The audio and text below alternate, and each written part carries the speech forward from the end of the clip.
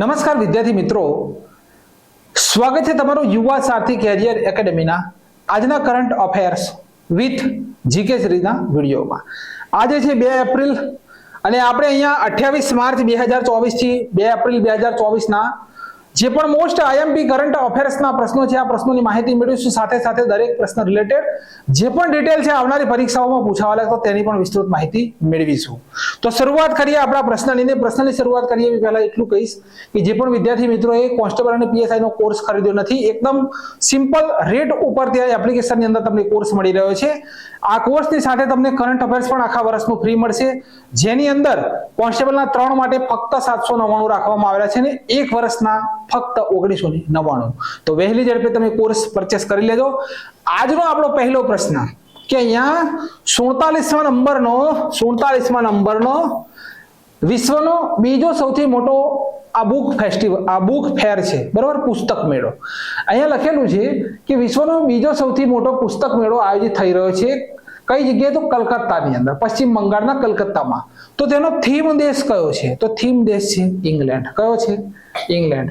આખી વાક્ય રચના સમજો. 2025 ની અંદર વિશ્વનો સૌથી મોટો પુસ્તક મેળો આયોજિત થવાનો છે અને તેનો થીમ દેશ કયો છે? મેડ્રિડ એટલે કે સ્પેન ની અંદર આયોજિત થશે અને એનો થીમ દેશ છે આપણો ભારત. 2025 ની અંદર. 2024 ની અંદર બુક ફેર પૂછી લે તો કલકત્તાની અંદર, અને 2025 માં પૂછે તો આપણો ભારત દેશ થીમ દેશ છે, બરોબર. આપણો ભારત તેનો થીમ દેશ છે. હવે કલકત્તા વસેલું છે હુબલી નદીની અંદર. હુગલી અને હુબલી બંને કન્ફ્યુઝન પોઈન્ટ છે. એક છે હુબલી, બરોબર, એક છે હુબલી અને એક છે હુગલી, બરોબર, હુગલી. આ બંને કન્ફ્યુઝન પોઈન્ટ છે. હુબલી પૂછાય તો આ કર્ણાટકની અંદર આવેલું છે. વિશ્વનું સૌથી લાંબામાં લાંબુ પ્લેટફોર્મ સિદ્ધારુદ્ધા રેલવે સ્ટેશન, બરોબર. અને હુગલી એટલે કે ભારત દેશની પ્રથમ અંડર વોટર રેલવે જે શરૂ થઈ તે કઈ જગ્યાએ? તો કલકત્તાની અંદર, હુગલીની અંદર, બરોબર. કલકત્તા વસેલું છે હુગલી નદીના કિનારે. રાષ્ટ્રીય ક્રાઇમ રેકોર્ડ બ્યુરોએ રિપોર્ટ આપેલી છે કે ભારત દેશની અંદર જો સૌથી કોઈ રહેવા લાયક સ્થળ હોય, જે કોઈ સિટી હોય તો તે કલકત્તા છે. ક્રાઇમ ફ્રી સિટી તરીકે જાહેર કરવામાં આવેલી છે. રાષ્ટ્રીય અપરાધ રેકોર્ડ બ્યુરો દ્વારા તેને શું કહેવામાં આવ્યું છે? તો ક્રાઇમ ફ્રી સિટી તરીકે જાહેર કરવામાં આવેલી છે કલકત્તાને. સેકન્ડ નંબરનો પ્રશ્ન છે કે ભીમરાવ આંબેડકરની પ્રતિમા સ્ટેચ્યુ ઓફ સોશિયલ જસ્ટિસની સ્થાપના કયા રાજ્યમાં થઈ? હવે અત્યાર સુધી ભારત દેશની અંદર જેટલી પણ ભીમરાવ આંબેડકરની મૂર્તિઓ સ્થાપિત કરવામાં આવેલી છે તેના સૌથી હાઈએસ્ટ મૂર્તિ છે, આ સૌથી ઊંચામાં ઊંચી અત્યાર સુધીની ભીમરાવ આંબેડકરની મૂર્તિ આંધ્રપ્રદેશની અંદર વિજયવાડાની અંદર સ્થાપિત કરવામાં આવેલી છે. તો આંધ્રપ્રદેશના મુખ્યમંત્રી જગનમોહન રેડ્ડી દ્વારા વિજયવાડામાં ભીમરાવ આંબેડકરની સ્ટેચ્યુ ઓફ સોશિયલ જસ્ટિસનું ઉદ્ઘાટન કરવામાં આવ્યું. આ મૂર્તિની ઊંચાઈ છે 206 ફૂટ. મુખ્ય મૂર્તિ 125 ફૂટ છે અને નીચેનું પ્લેટફોર્મ 81 ફૂટ છે. વિશ્વમાં ડોક્ટર ભીમરાવ આંબેડકરની આ સૌથી ઊંચામાં ઊંચી મૂર્તિ છે વિશ્વમાં, એટલે કે ફક્ત ભીમરાવ આંબેડકરની. પૂરા વિશ્વની અંદર તો આપણે સ્ટેચ્યુ ઓફ યુનિટી છે, પણ જો કોઈ ભીમરાવ આંબેડકરની ભારતની અંદર ને બીજા દેશોની અંદર ઘણી બધી મૂર્તિઓ આવેલી છે. ભારતની અંદર 30-40 મૂર્તિઓ, પણ સૌથી ઊંચી હાઈએસ્ટ કઈ જગ્યાએ? તો આંધ્રપ્રદેશના વિજયવાડાની અંદર. વિશ્વમાં ભારત દેશની બહાર ડોક્ટર બાબા સાહેબ આંબેડકરની એકમાત્ર મૂર્તિ કઈ જગ્યાએ આવેલી છે? તો અમેરિકા દેશમાં, બરાબર. તેના વાસ્તુકાર કોણ છે? રામજી સુથારને તેનું નામ રાખવામાં આવેલું છે સ્ટેચ્યુ ઓફ ઇક્વાલિટી. શું નામ રાખવામાં આવેલું છે? Statue of equality.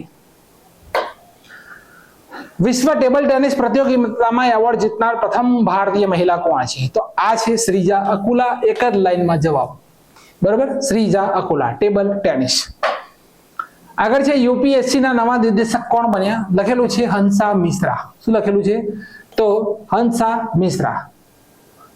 Mishra Union Public Service કમિશનના નિર્દેશક બન્યા છે. તેના અધ્યક્ષ કોણ છે? ચેરમેન કોણ છે? ચેરમેન તો મનોજ સોની છે. અહીંયા નિર્દેશકની વાત થઈ રહી છે, બરોબર. સ્થાપના 1926, મુખ્ય મથક નવી દિલ્હી. ક્લિયર છે આખો મુદ્દો? આગળ હુરન ગ્લોબલ રીચ લિસ્ટ 2024 અનુસાર એશિયાનું કયું શહેર સૌથી બિલિયનર એટલે કે અરબપતિ ધરાવતું શહેર છે? તો આપણો કરેક્ટ આન્સર શું આવશે? તો મુંબઈ. શું આવશે? મુંબઈ. તો આ રિપોર્ટ મુજબ એશિયાનું બિલિયનર શહેર કે કેપિટલ ઓફ એશિયા તરીકે મુંબઈ જાહેર થયું. પૂરા વિશ્વમાં મુંબઈ ત્રીજા નંબર ઉપર છે, જે સિટીમાં સૌથી વધુ અરબપતિઓ છે. મુંબઈમાં સૌથી વધુ અરબપતિઓ છે. પ્રથમ નંબરે છે અમેરિકા અને બીજા નંબરે છે ઇંગ્લેન્ડ. વાર્તા પૂરી. બરાબર. આપણી સિટી કઈ છે? મુંબઈની અંદર સૌથી વધુ અરબપતિ છે. આગળનો ક્વેશ્ચન, 2023માં શુભમન ગિલને પોલી ઉમરીગર એવોર્ડ મળ્યો. તો 28 માર્ચ જે છે તે પોલી ઉમરીગરનો જન્મદિવસ. કોણ હતા પોલી જે ઉમરીગર જે છે?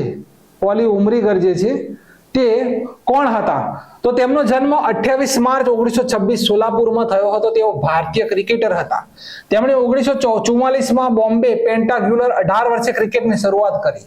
1948માં તેમણે વેસ્ટ ઇન્ડિઝ વિરુદ્ધ 155 રન બનાવ્યા. તેમણે વિરોધી ટીમ સામે ટેસ્ટમાં 276 રન બનાવ્યા.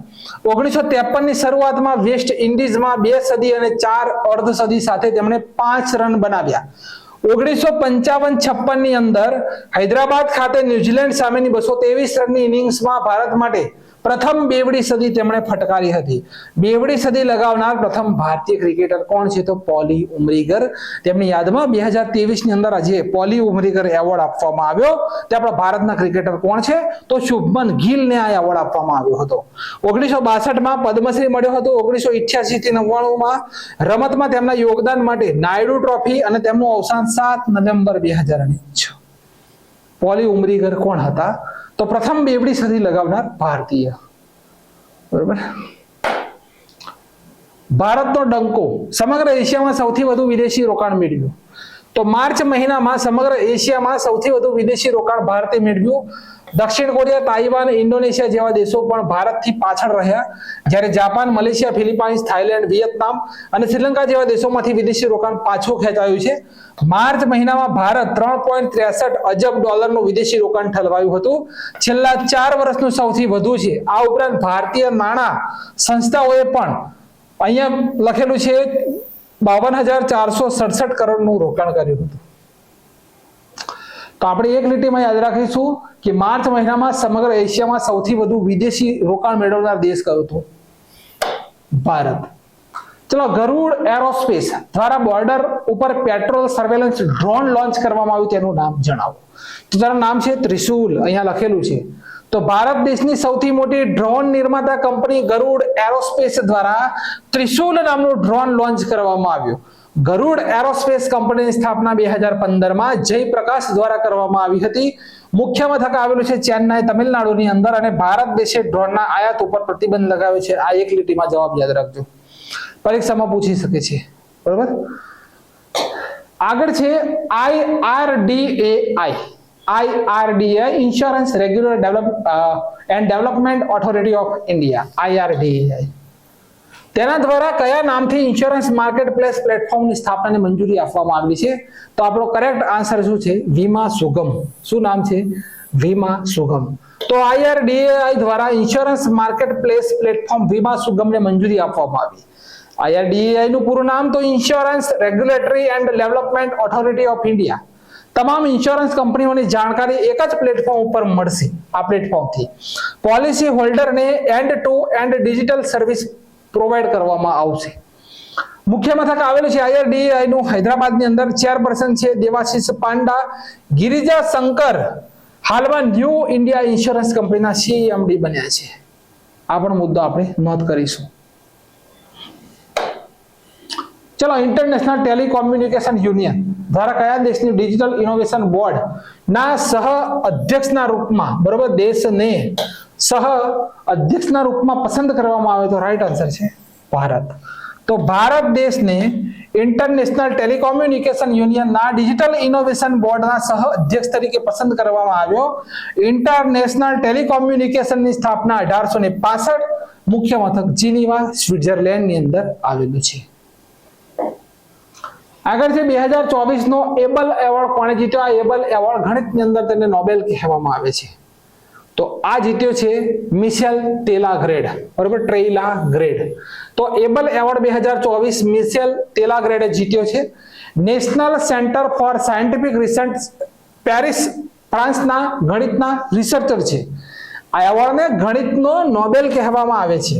આ award Norwegian academy of science and letters દ્વારા અપાય છે. પ્રથમ વખત આ એવોર્ડની શરૂઆત 2003 માં કરી હતી. પ્રથમ એવોર્ડ જીન પિયર શેરને મળ્યો હતો. 2023 માં લુઈસ કેફેરેલીને એબલ એવોર્ડ મળ્યો હતો. તો બંને નામ યાદ રાખજો. 2023 માં કોને મળ્યો? લુઈસ કેફેરેલીને. 2024 માં કોને મળ્યો? મિશેલ ટ્રેલા ગેડ. 2023 આ આપણે જોઈ ગયા. આ પણ જોઈ ગયા. ચલો, પૂરા ભારત દેશમાં એક સમાન સમય નક્કી કરવા માટે કઈ ઘડિયાળનો ઉપયોગ કરવામાં આવશે? તો પરમાણુ ઘડિયાળ. તો અહીંયા ઇમેજમાં જોઈ શકો છો કે એક જ ટાઈમ નક્કી કરવા. હવે જુઓ કે સ્માર્ટફોન, ડિજિટલ ઘડિયાળ, લેપટોપ વગેરે ઉપકરણ વાસ્તવિકતામાં ભારતીય માનક સમય ઉપર આધારિત રહે તે માટે ભારત દેશમાં પરમાણુ ઘડિયાળનો ઉપયોગ કરવામાં આવશે. વર્તમાનમાં ઘણા ખરા સોફ્ટવેર, ઓપરેટિંગ મોડ્યુલ જેવા વિન્ડોઝ અને એન્ડ્રોઇડ અમેરિકા આધારિત નેટવર્ક ટાઈમ પ્રોટોકોલ સર્વર ઉપર નિર્ભર છે. માત્ર 4 દેશો, એક તો છે સંયુક્ત રાજ્ય અમેરિકા, યુનાઇટેડ કિંગડમ, જાપાન, દક્ષિણ કોરિયાએ પોતાની ઘડિયાળ વિકસિત કરી છે. હવે કોણ બનાવશે? તો ભારત. કોણ બનાવશે? ભારત. પરમાણુ ઘડિયાળની શોધ 1955 માં યુનાઇટેડ કિંગડમના ફિઝિકલ નેશનલ લેબોરેટરીના ભૌતિક વિજ્ઞાની લુઈસ એસેન્ટ દ્વારા કરવામાં આવી હતી. પ્રશ્ન ડાયરેક્ટ પૂછી શકે છે, નોંધ કરી લેજો. પરમાણુ ઘડિયાળ 2 પ્રકારની હોય, સિઝિયમ અને હાઇડ્રોજન મેસર. પરમાણુ ઘડિયાળ હાઇડ્રોજન મેસર પરમાણુ ઘડિયાળથી સોડિયમ પરમાણુ ઘડિયાળની તુલનામાં સૌથી સટીક હોય છે. તેનો ઉપયોગ વૈજ્ઞાનિક શોધખોળ માટે થાય છે. બરોબર, પરીક્ષામાં પૂછી લે કે વૈજ્ઞાનિક શોધખોળ માટે કઈ ઘડિયાળનો ઉપયોગ થાય છે? તો સોડિયમ પરમાણુ ઘડિયાળની તુલનામાં પરમાણુ ઘડિયાળ જે હોય તે સટીક હોય છે. તો લખજો હાઇડ્રોજન મેસર. શું જવાબ આવશે? હાઇડ્રોજન મેસર. રાષ્ટ્રીય ભૌતિક પ્રયોગશાળા દિલ્હી દેશની અધિકારિક ટાઈમ પિયર છે. બરોબર, ભારતીય માનક સમયની દેખરેખ કરે છે.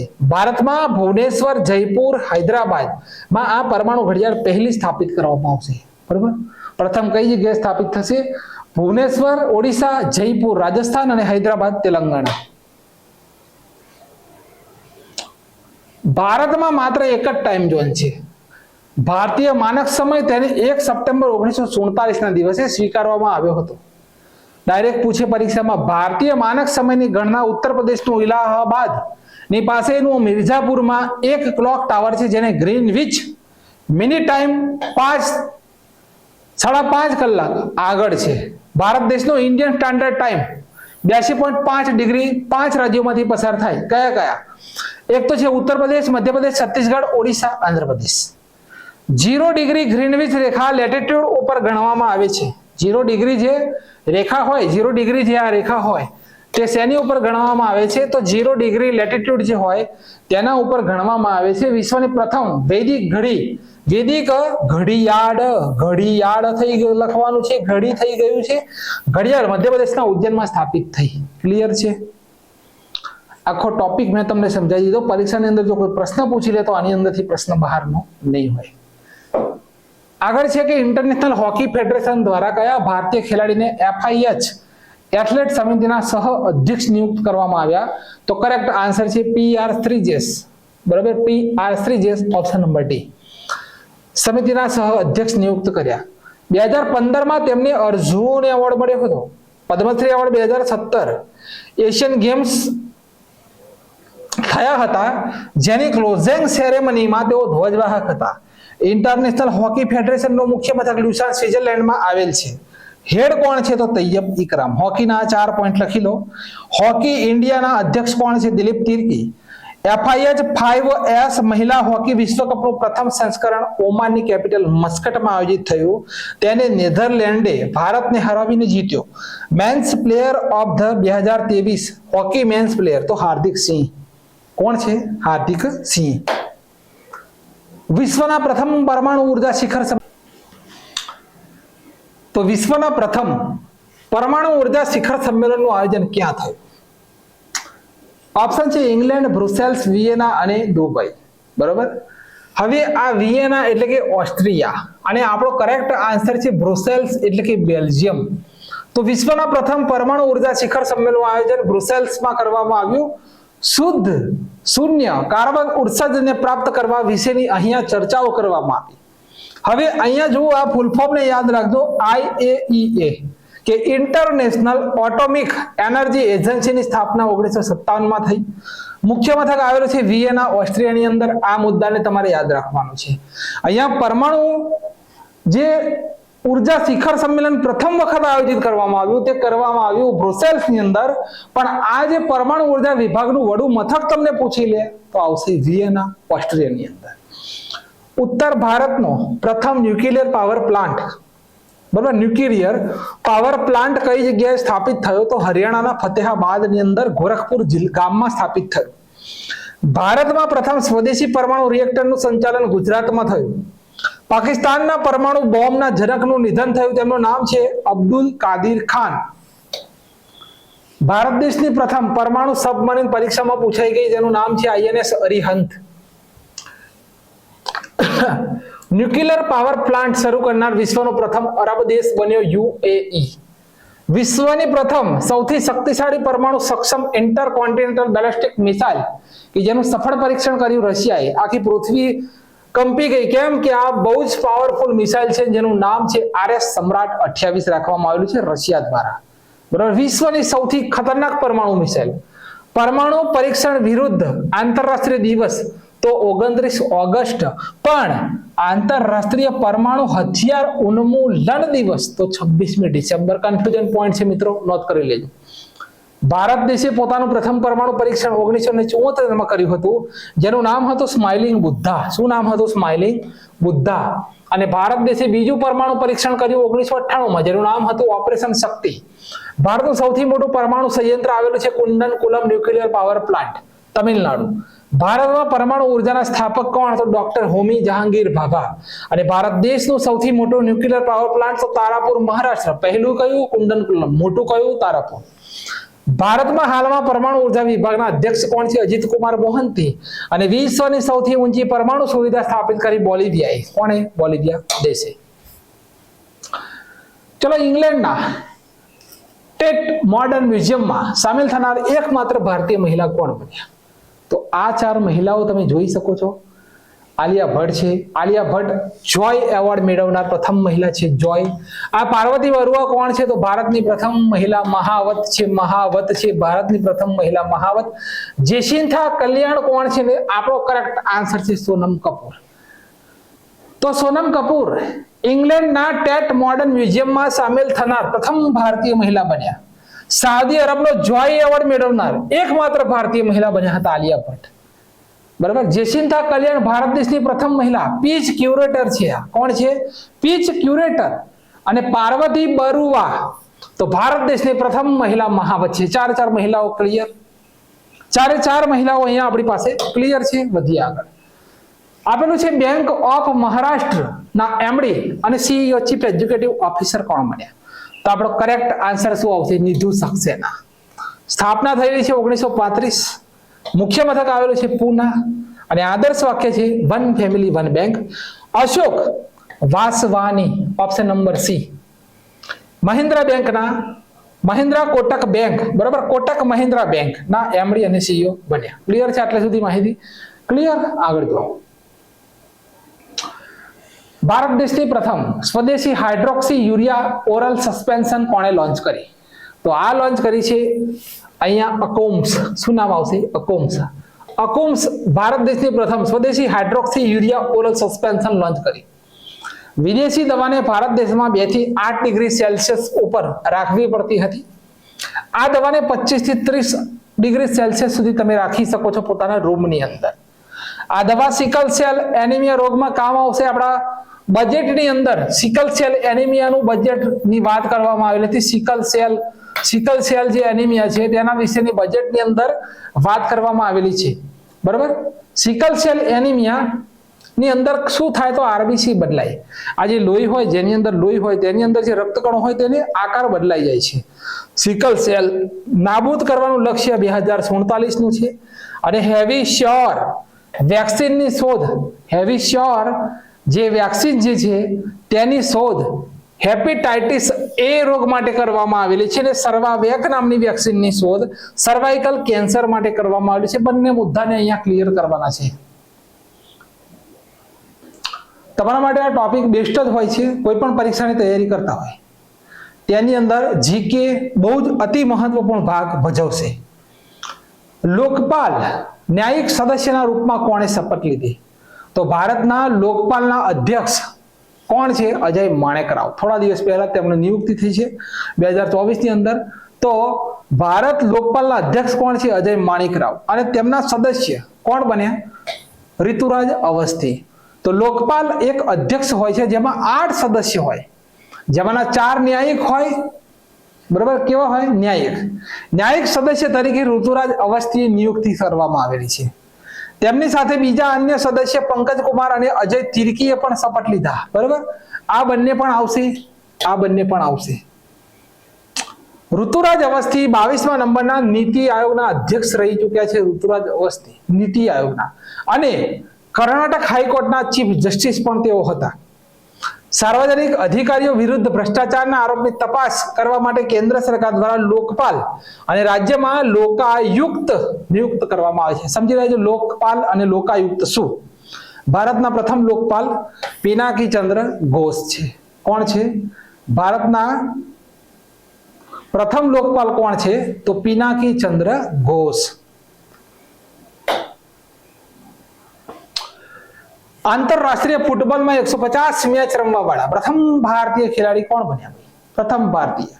તો કરેક્ટ આન્સર છે સુનિલ છેત્રી, પ્રથમ ભારતીય. બરોબર, આંતરરાષ્ટ્રીય ફૂટબોલમાં 150 મેચ રમનાર પ્રથમ ખેલાડી બન્યા. પણ વિશ્વમાં કોણ છે? તો 205 મેચ રમ્યા છે રોનાલ્ડો. કોણ છે? રોનાલ્ડો. આગળ છે અદાણી સમૂહ દ્વારા દુનિયાના સૌથી મોટા તાંબા વિનિર્માણ સંયંત્રનું ઉદ્ઘાટન ક્યાં કરવામાં આવ્યું? તો કરેક્ટ આન્સર છે ગુજરાત, અને તેની અંદર પણ આપણું કચ્છનું મુન્દ્રા. તો અદાણી સમૂહ દ્વારા ગુજરાતના મુન્દ્રામાં વિશ્વનો સૌથી મોટો તાંબાના સ્વનિર્માણ સંયંત્રનું ઉદ્ઘાટન કર્યું. ફાઇનાન્શિયલ યર 2029 સુધી તેની કેપેસિટી 1 મિલિયન ટન પ્રતિ વર્ષ તેનું ઉત્પાદન કરવાની છે. 1 મિલિયન ટન પ્રતિ વર્ષ. હવે નોંધ કરજો કે ચુક્કીક માટા શું છે? ચુક્કીક માટા તાંબાની સૌથી મોટી ખાણ ચીલી દેશમાં આવેલી છે. ચુક્કીક માટા. ખેજડી, બરોબર, રાજસ્થાનની અંદર સૌથી વધુ તાંબુ મળે છે. આ રાજસ્થાનના ઝુંઝુનુની અંદર આવેલ છે ખેજડી. બરોબર, ખેજડી વૃક્ષ માટે આંદોલન પણ થયેલું છે રાજસ્થાનની અંદર, ખેજડીનું વૃક્ષ.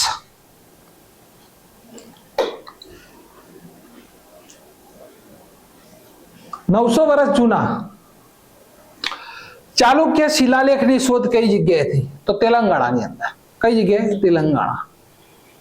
તેલંગાણાના ગંગાપુરમાં 900 વર્ષ જૂના ચાલુક્યના શિલાલેખની શોધ કરવામાં આવી. ચાલુક્યની રાજધાની વાતાપી હતી. કઈ ભાઈ? ચાલુક્યની રાજધાની વાતાપી હતી. આ પથ્થર ઉપર 8 જૂન 1134 ની તારીખ લખવામાં આવેલી છે. પથ્થર મળેલો છે તેની ઉપર ભગવાન શોભનાથના નામ ઉપર કર લેવામાં આવ્યું હતું. તે પથ્થર ઉપર પણ લખવામાં આવ્યું છે. શિલાલેખના અધ્યયનને એપિગ્રાફી કહેવામાં આવે છે.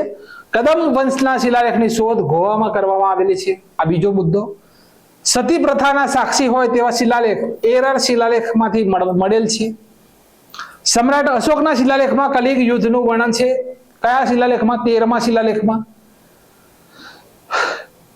હવે જ્યાં કલિંગનું યુદ્ધ હતું, બરાબર, આ યુદ્ધ પછી સમ્રાટ અશોકે ધમ્મચક્રની નીતિ અપનાવી હતી. પ્રયાગ પ્રશસ્તિના લેખક હરિસેન છે, તેમણે સમુદ્રગુપ્તના વિજય માટે લખી હતી. આ આખો મુદ્દો બેસ્ટ ટોપિક છે. આવનારી કોઈ પણ પરીક્ષાની અંદર અહીંથી પ્રશ્ન બનશે, 100% બનશે.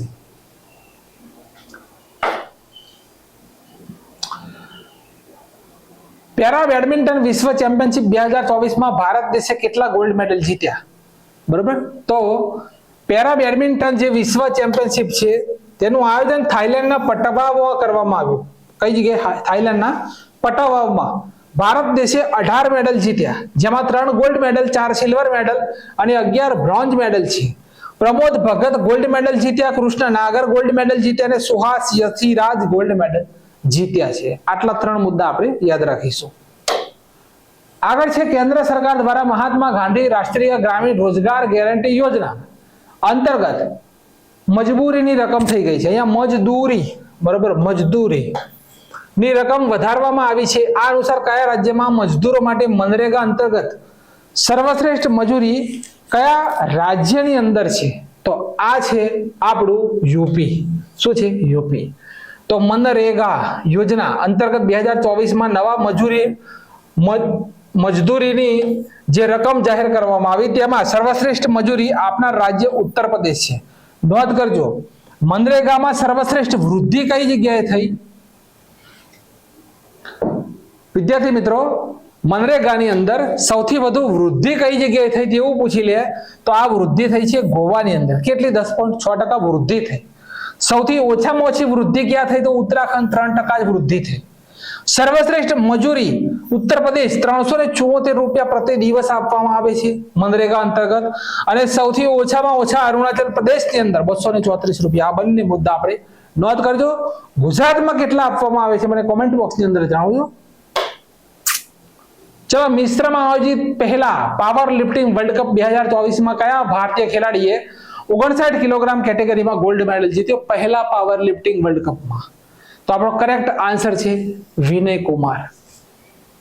વિનય Kumar para power lifting World Cup 2024માં ગોલ્ડ મેડલ જીત્યા છે એક એથ્લેટિકમાં. આન્સર 30 માર્ચ એટલે કે રાજસ્થાન દિવસ. આ વર્ષે રાજસ્થાન રાજ્યનો 75મો સ્થાપના દિવસ.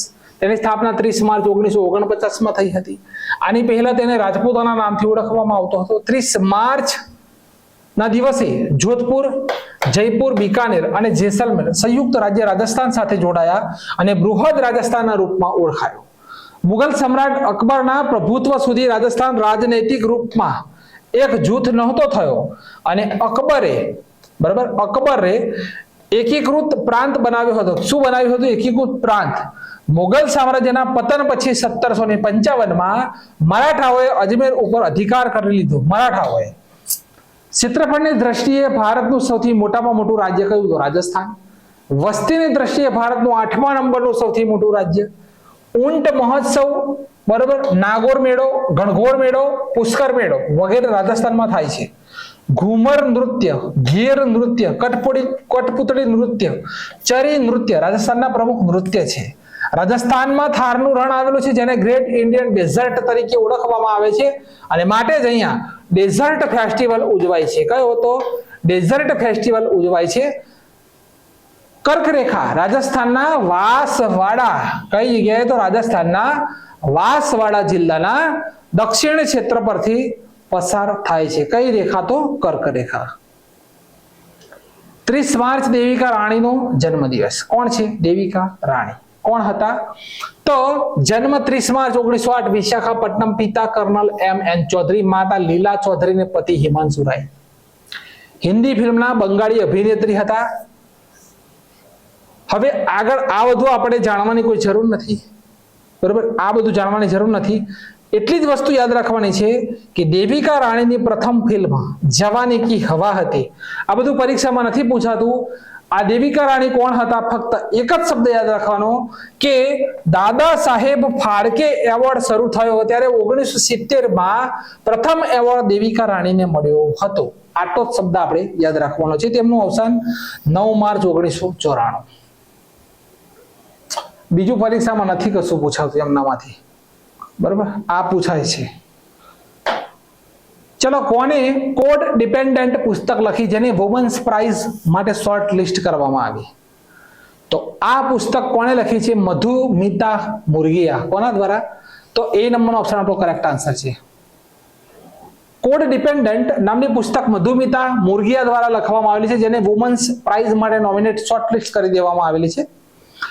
યુનાઇટેડ કિંગડમનો આ એક પ્રતિષ્ઠિત એવોર્ડ છે જે ફિક્શન કેટેગરીમાં દર વર્ષે આપવામાં આવતો હતો, પણ પ્રથમ વખત નોન ફિક્શન કેટેગરીમાં આપવામાં આવશે. 2024ની મહત્વપૂર્ણ બુક લખી લો. 2024ની મહત્વપૂર્ણ બુક કઈ છે? તો સંસ્કૃતિના આયામ મનોરમા મિશ્રાએ લખી. 4 Star of Destiny Manoj Mukund Naravane. Inspiration for Graphics Design from India Jaya Jaitly. અહીંયા કન્વેન્શન છે, બરોબર? શું લખેલું છે? Conventions with Aurangzeb Charu Nivedita. Fertilising the Future Mansukh Mandaviya, એક સમુદ્ર મારા અંદર સંજીવ જોશી અને Basic Structure and Republic Sreedharan Pillai. બરાબર, શ્રીધરન પિલ્લઈ. આગળ છે આંતરરાષ્ટ્રીય સંસ્કૃતિ એવોર્ડ થી કોને સન્માનિત કરવામાં આવ્યો? તો આ એવોર્ડ કોને મળ્યો? મીરા ચરંદા. કઈ જગ્યાએ છે? Option number B, Meera Charanda. Professor Meera ચરંદાને આંતરરાષ્ટ્રીય સંસ્કૃતિ એવોર્ડ 2024 મળ્યો. સોક્રેટ સોશિયલ રિસર્ચ યુનિવર્સિટી દ્વારા એવોર્ડ આપવામાં આવ્યો. મિશેલ ટેલાગ્રેડને વિદ્યાર્થી મિત્રો એબલ, ડોક્ટર ઉમર એલે મહારાષ્ટ્ર ગૌરવ અને પ્રભા વર્મા 33મું સરસ્વતી સન્માન. ક્લિયર? આંતરરાષ્ટ્રીય ઝીરો વેસ્ટ દિવસ ક્યારે ઉજવાય છે? શા માટે? તો 30 માર્ચના દિવસે ઝીરો વેસ્ટ દિવસની ઉજવણી થાય. પ્રથમ વખત 2023માં ઉજવણી થઈ હતી, તેનું બીજું સંસ્કરણ છે. 1 માર્ચ ઝીરો ભેદભાવ દિવસ. થીમ છે દરેક લોકોના સ્વાસ્થ્યની રક્ષા કરવી અને તેમના અધિકારોનું રક્ષણ કરવું. 1 માર્ચ વિશ્વ સમુદ્ર ઘાસ દિવસ. થીમ સ્વસ્થ સમુદ્ર, ઘાસ, સ્વસ્થ ગ્રહ. 3 માર્ચ વિશ્વ વન્યજીવ દિવસ. Theme connecting people and planet. 4 March રાષ્ટ્રીય સુરક્ષા દિવસ. 4 માર્ચ વિશ્વ મોટાપા દિવસ. 5 માર્ચ ની શસ્ત્રીકરણ દિવસ. 8 માર્ચ ઇન્ટરનેશનલ વુમન્સ દિવસ. 13 માર્ચ ધૂમ્રપાન નિષેધ દિવસ. 14 માર્ચ વર્લ્ડ કિડની દિવસ. 15 March world consumer right day. 16 March રાષ્ટ્રીય રસીકરણ દિવસ. 20 માર્ચ ઇન્ટરનેશનલ હેપીનેસ દિવસ. 20 માર્ચ ઇન્ટરનેશનલ હેપીનેસ દિવસ. ટાઈમ્સ પાવર આઇકોન 2024 કોણ જીત્યો? તો આપણો કરેક્ટ આન્સર છે વિજય જૈન. કોણ છે? વિજય જૈન. તો વિજય જૈને ટાઈમ્સ પાવર આઇકોન 2024 જીત્યો. 2023માં Time magazine Person of the Year Taylor Swift બન્યા હતા. કોણ બન્યા હતા? Taylor Swift. ત્રીજા નંબરની ફૂડ વેસ્ટ ઇન્ડેક્સ રિપોર્ટ 2024 કોણે રજૂ કરી? યુએનઈપી. કોણ રજૂ કરે? તો UNEP, United Nations Environment Programme. Bharat ત્રીજા નંબરની ફૂડ વેસ્ટ રિપોર્ટ 2024 જે રજૂ કરવામાં આવી, આ રિપોર્ટની અંદર ભારતની રેન્કિંગ કઈ છે? તો અહીંયા રિપોર્ટમાં રેન્કિંગ નથી આપવામાં આવી. અહીંયા રિપોર્ટ શું કહી રહી છે? તો 2022ના વર્ષમાં 19% ફૂડ વેસ્ટ થયો છે. 1.5 બિલિયન ટન ફૂડ વેસ્ટ થયું. પ્રતિ વ્યક્તિ દીઠ 79 કિલો ભોજન વેસ્ટ થયું છે પૂરા વિશ્વની અંદર. 7.83 મિલિયન લોકો દરરોજના ભૂખ મરી બેઠી રહ્યા છે. હંગર ઇન્ડેક્સની રેન્ક છે ભારતની 111. કેટલી છે? 111. અને યુનાઇટેડ નેશન્સ એન્વાયરમેન્ટ પ્રોગ્રામની સ્થાપના 5 જૂન 1972માં થઈ હતી. મુખ્ય મથક આવેલું છે નેરોબી, કેન્યા. અહીંયા આપણા માટે ખાસ આ મહત્વ શા માટે છે? તો અહીંયા તમે જોઈ શકો છો ઇમેજની અંદર, અહીંયા તમે જોઈ શકો છો બોર્ડ ઉપર કે 2022માં 19% ફૂડ જે છે, ફૂડ ભોજન એ વેસ્ટ થઈ ગયું છે. શું થયું છે? તો વેસ્ટ થઈ ગયું છે. આ રિપોર્ટ બહાર પાડી છે યુએનઈપી. આપણે રેન્કિંગ યાદ રાખજો, ભારત 111માં નંબરે છે ભૂખમરી સૂચકાંકમાં.